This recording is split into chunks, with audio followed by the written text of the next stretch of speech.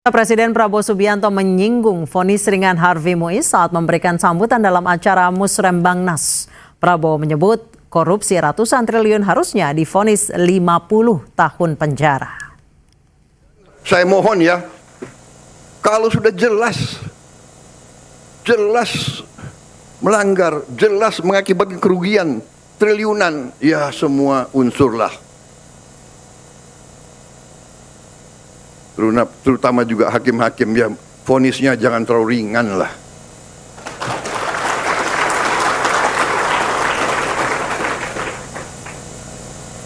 Nanti dibilang Prabowo nggak ngerti hukum lagi. Tapi rakyat pun ngerti, rakyat di pinggir jalan ngerti. Ngerampok triliunan, kalau triliunan, ratusan triliun. Vonisnya sekian tahun. Nanti jangan-jangan di penjara pakai AC, punya kulkas, pakai TV. Tolong Menteri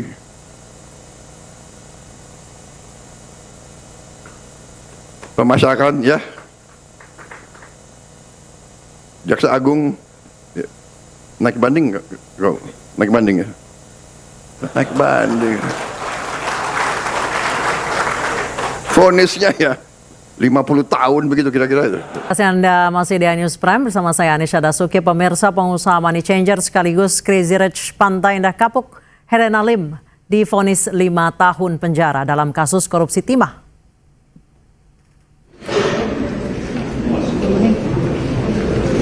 Hakim menyatakan Helena terbukti bersalah membantu korupsi pengelolaan timah yang merugikan negara 300 triliun rupiah dan tindak pidana pencucian uang. Ketua Majelis Hakim Rianto Adam Ponto menyatakan menjatuhkan pidana terhadap terdakwa Helena dengan pidana penjara selama 5 tahun.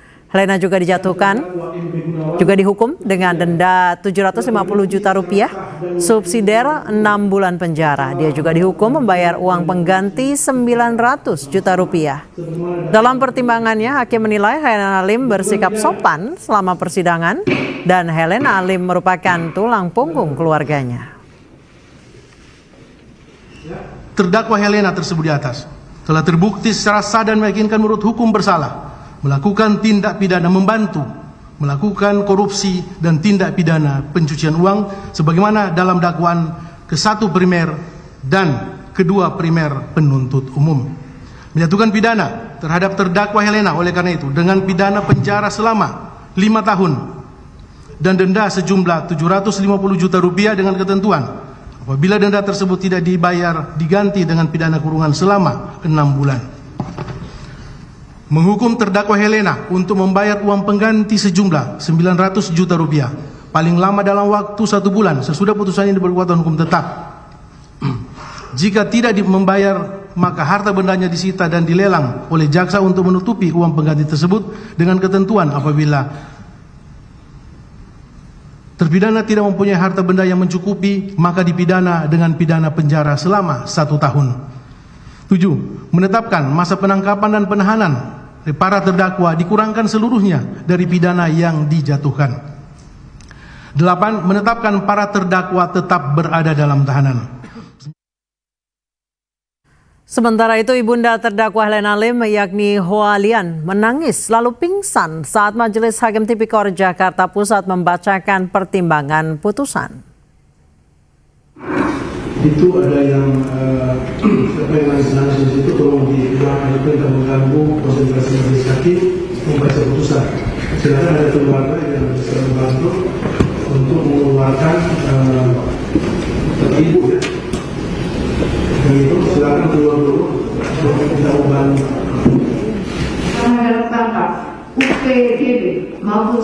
Itulah teguran dari salah satu anggota Majelis Hakim kepada salah satu pengunjung sidang yang menangis untuk keluar dari ruangan. Peristiwa ini terjadi saat hakim membacakan unsur-unsur pasal 2 ayat 1 Undang-Undang Pemberantasan Tindak Pidana Korupsi di ruang sidang hari ini. Salah satu pengunjung sidang menangis histeris dan dilerai kerabatnya. Diketahui pengunjung yang menangis itu adalah Hoalian, ibu dari terdakwa Helena Lim. Demi kelancaran jalannya pembacaan putusan, hakim kemudian meminta pihak keluarga dan petugas membantu mengeluarkan Ibu Helena Lim dari ruang sidang. Hualien akhirnya diantarkan keluar sidang menggunakan kursi roda dalam kondisi pingsan.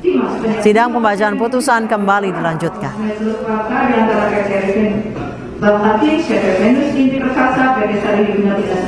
Sebelumnya, kasus korupsi komoditas timah telah menjerat sebanyak 22 tersangka.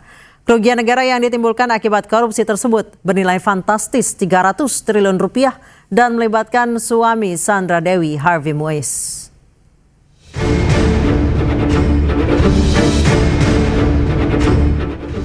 Kasus korupsi tata niaga komoditas timah menjadi perhatian publik. Tak hanya melibatkan nama-nama yang dikenal sebagai publik figur, namun yang mencengangkan adalah nilai korupsi yang merugikan negara hingga 300 triliun rupiah. Hingga kini, Kejaksaan Agung telah menjerat 22 orang tersangka, termasuk Crazy Rich Helena Lim dan suami publik figur Sandra Dewi, Harvey Moise. Jaksa penuntut umum mendakwa Harvey Moise telah melakukan tindakan pidana pencucian uang dengan menerima uang sebesar 420 miliar rupiah dari hasil tindakan pidana korupsi. Suami Sandra Dewi ini dijerat pasal 2 ayat 1 dan 3 junto, pasal 18 Undang-Undang Tipikor dan pasal 55 ke 1 KUHP. Sejumlah aset Harvey juga telah disita, termasuk mobil mewah dan barang berharga dari sejumlah apartemen.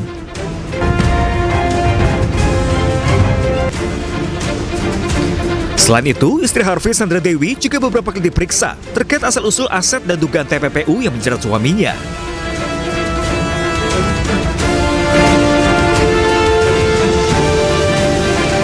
Sementara itu, Presiden ke-7 Republik Indonesia Joko Widodo mengaku tidak terpengaruh dengan ancaman Hasto terkait borok pejabat negara.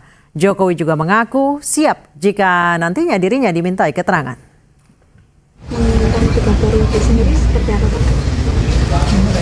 Ya, ini saya ulang lagi. Tidak pernah yang namanya saya minta perpanjangan atau 3 periode kepada siapapun. Tanyakan saja ke Ibu Mega, atau tanyakan saja ke Mbak Puan, atau tanyakan saja ke partai-partai. Kapan, di mana? Kita ke informasi lain, pemirsa. Usai ditetapkan tersangka oleh KPK, Sekjen PD Perjuangan Hasto Kristianto melawan. Juru bicara PD Perjuangan Guntur Romli menyebut Hasto memiliki video skandal elit politik Indonesia dan akan disebarluaskan dalam waktu dekat.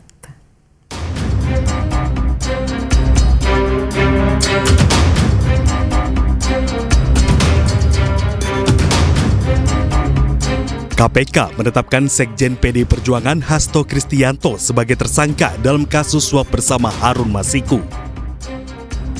Hal ini terkuak dalam surat pemberitahuan dimulainya penyidikan yang diterbitkan KPK. Ada 2 surat perintah penyidikan. Pertama, Hasto ditetapkan sebagai tersangka atas kasus suap. Dan kedua, Hasto ditetapkan sebagai tersangka karena dinilai merintangi penyidikan. Berdasarkan sprindik tertanggal 23 Desember 2024. Komisi Anti Rasuah menemukan bukti Hasto bekerja sama dengan Harun Masiku melakukan upaya suap pada komisioner KPU saat itu, Wahyu Setiawan, untuk meloloskan Harun Masiku sebagai anggota legislatif saat pergantian antar waktu. Tak hanya satu, KPK menemukan bukti lain saat Hasto berupaya merintangi penyidikan. Hasto diketahui meminta pegawainya untuk menelpon Harun Masiku saat KPK melakukan OTT pada Januari 2020 silam. Saat itu Hasto memerintahkan Harun merendam ponselnya ke dalam air dan segera melarikan diri.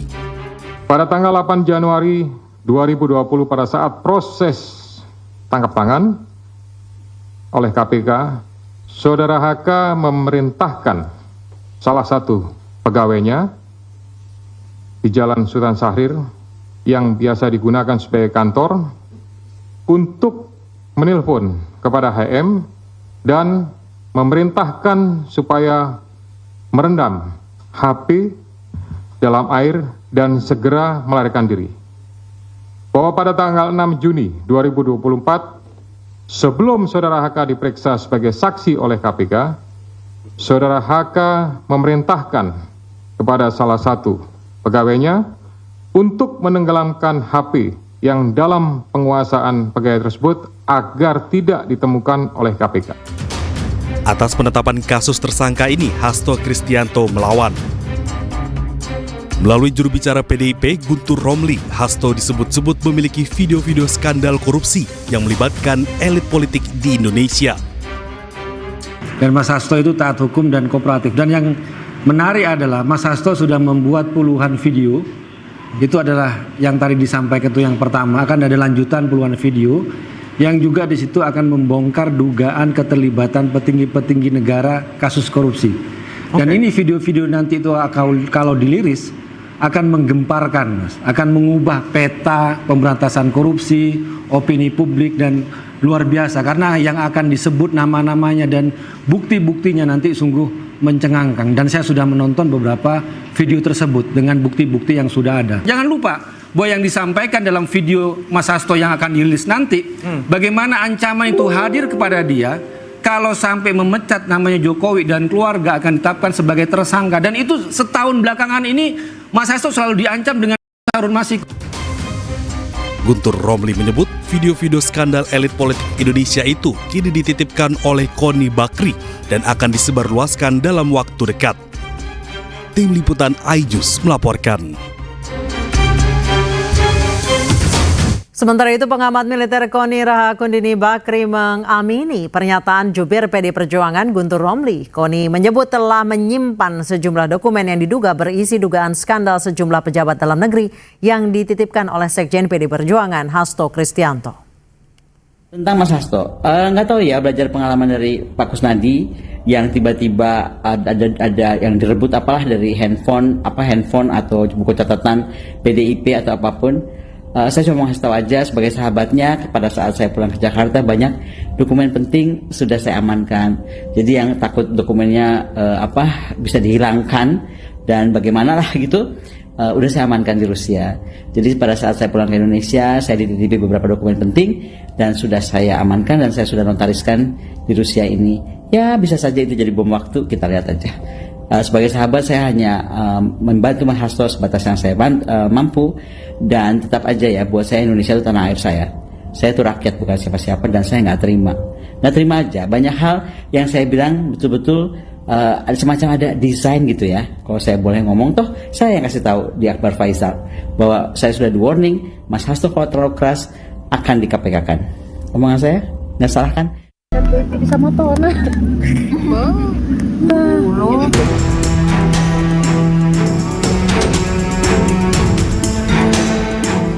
Kecelakaan lalu lintas terjadi di Jalan Raya Bandung Cirebon, kawasan Pasir Rengit, Kecamatan Paseh, Kabupaten Sumedang, Jawa Barat.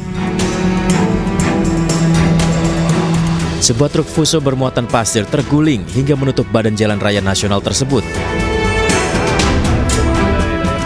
Situasi diperparah saat sebuah dam truk pengangkut limbah kain memaksa melewati sisi jalan yang tertutup truk yang terguling. Akibatnya bak dam truk tersangkut truk yang terguling dan mengakibatkan muatan limbah kain berhamburan ke jalan. Akibat kecelakaan, kendaraan roda 4 tak bisa melintas dan harus menunggu lebih dari 8 jam. Sementara kendaraan roda 2 dialihkan melalui jalan desa.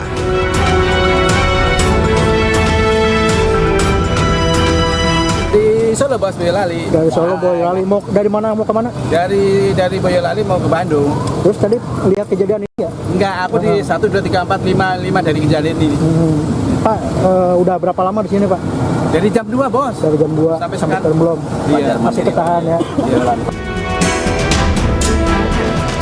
Kecelakaan terjadi pukul 2 dini hari, diduga karena sopir kurang berhati-hati saat melintas jalan yang menurun dan berkelok. Tidak ada korban jiwa maupun luka. Namun kecelakaan ini mengakibatkan kemacetan dari 2 arah hingga lebih dari 5 km. Dari Sumedang, Jawa Barat, Beben, iNews melaporkan. Pemirsa, 1 hari jelang malam pergantian tahun, lalu lintas di kawasan wisata Puncak Bogor, Jawa Barat malam ini terpantau ramai lancar. Sementara lalu lintas di sekitar gerbang tol Paster, Bandung, padat. Malam ini lalu lintas di kawasan Puncak Bogor ramai lancar di kedua arah. Setelah sebelumnya kemacetan sempat terjadi sejak siang hingga sore tadi. Kemacetan diprediksi akan kembali terjadi mulai besok pagi. Khusus untuk besok akan ada Car Free Night.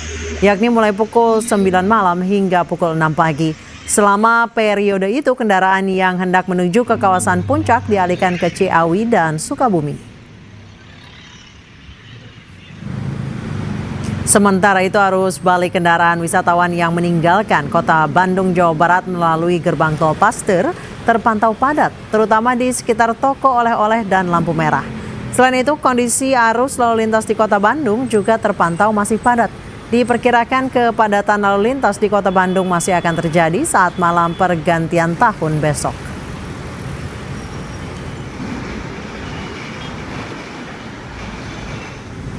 Satu hari jelang malam pergantian tahun, situasi di Bandara Soekarno-Hatta, Tangerang, Banten terpantau normal.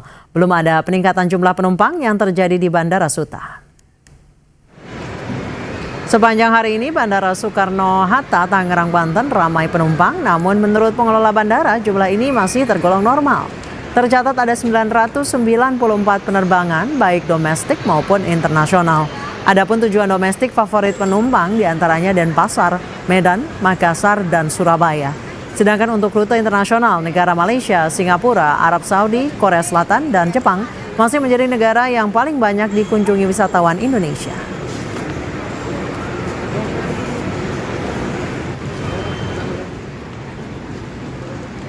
Meski perayaan Natal telah usai, sejumlah penumpang yang hendak berlibur jelang Tahun Baru 2025 mulai memadati stasiun Pasar Senen, Jakarta. Lebih dari 553.000 tiket telah terjual pada momen libur panjang Natal dan Tahun Baru. Meski perayaan libur Natal 2024 telah usai, animo masyarakat untuk menggunakan kereta api jarak jauh masih terlihat tinggi. Sejak pagi terpantau calon penumpang memadati stasiun Pasar Senen, baik yang akan menuju pulang kampung atau berlibur jelang pergantian tahun. PT Kereta Api Indonesia atau PT KAI Daop 1 Jakarta menyediakan sebanyak lebih dari 822.000 tiket. Dari tiket yang tersedia telah terjual sekitar lebih dari 553.000 tiket. Sementara itu, untuk ketersediaan tiket pada momen libur Tahun Baru masih tersisa lebih dari 192.000 tiket. Keberangkatan per hari ini tercatat sebanyak 23.313 tiket dengan rincian pemberangkatan dari stasiun Gambir sebanyak 7.820 tiket dan dari stasiun Pasar Senen 18.493 tiket.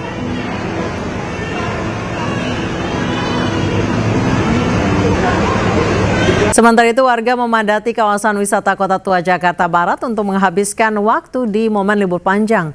Warga juga datang untuk menyaksikan Jakarta Light Festival. Ribuan warga memadati kawasan Kota Tua untuk menghabiskan waktu di tengah libur panjang menjelang malam pergantian tahun. Warga juga datang untuk menyaksikan Jakarta Light Festival. Jakarta Light Festival hadir untuk menyambut Tahun Baru 2025. Festival ini menghadirkan berbagai hiburan seperti atraksi cahaya hingga video mapping dengan tema Kick Off 500 Tahun Jakarta. Kawasan Kota Tua ini masih menjadi primadona bagi warga Jakarta maupun luar Jakarta karena memang banyak spot foto, terutama di tengah bangunan bersejarah zaman kolonial Belanda.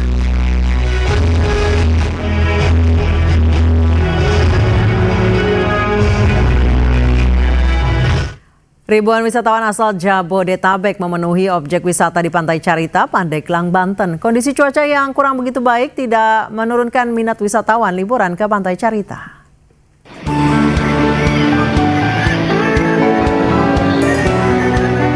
Beginilah kondisi Pantai Carita, Pandeglang, Banten. Di momen libur panjang akhir tahun ini, ribuan pengunjung asal Jakarta, Bogor, Tangerang, dan Bekasi tampak memenuhi pantai yang memiliki keindahan alam dengan pasir putihnya. Beberapa hari sebelumnya, kondisi pantai memang tengah diterjang cuaca buruk. Namun saat ini, kondisi pantai sudah pulih kembali dan wisatawan tampak menikmati keindahan pantai. Pantai lebih damai. Kalau misalkan pada suasana alam terbuka. Bu, dari perjalanan menuju Pantai Carita, kira-kira gimana? Ada kendala nggak, Bu? Oh, nggak ada, alhamdulillah lancar. Hingga menjelang malam tahun baru, jumlah kunjungan di Pantai Carita ini semakin meningkat. Dari Pandeglang, Banten, Iskandar Nasution, iNews melaporkan. Jelang malam pergantian tahun, kawasan wisata Malioboro, Yogyakarta terus dipadati pengunjung. Jumlah wisatawan yang berkunjung ke kawasan Malioboro akan terus meningkat hingga malam pergantian tahun.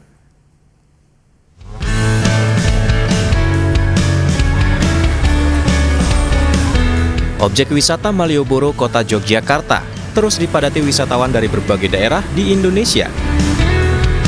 Kemacetan terjadi di sepanjang jalan Malioboro. Wisatawan yang berkunjung ke Malioboro menikmati suasana kota Yogyakarta dengan duduk santai di pedestrian Malioboro, bersuah foto, serta berbelanja oleh-oleh di teras Malioboro.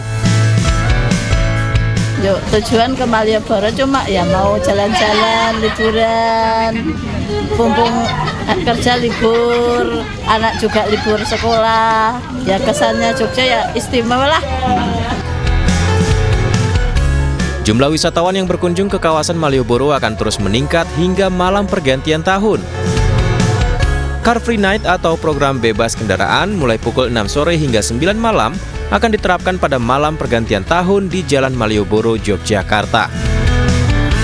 Dari Yogyakarta, Daerah Istimewa Yogyakarta, Galih Wisma, iNews melaporkan. Kita ke informasi lain, pemirsa. Menteri Sosial Saifullah Yusuf melihat kondisi satu unit mobil Rolls-Royce tidak bertuan hasil pemenang undian yang tidak mampu membayar biaya pajak. Dalam waktu dekat, Kemensos akan melelang sejumlah barang mewah hasil undian senilai 18 miliar rupiah.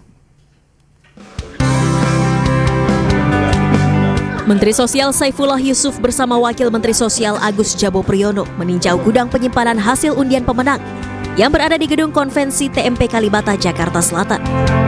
Kunjungan Mensos untuk melihat secara langsung hasil undian, termasuk satu unit mobil Rolls-Royce di gudang Kementerian Sosial yang ramai diperbincangkan.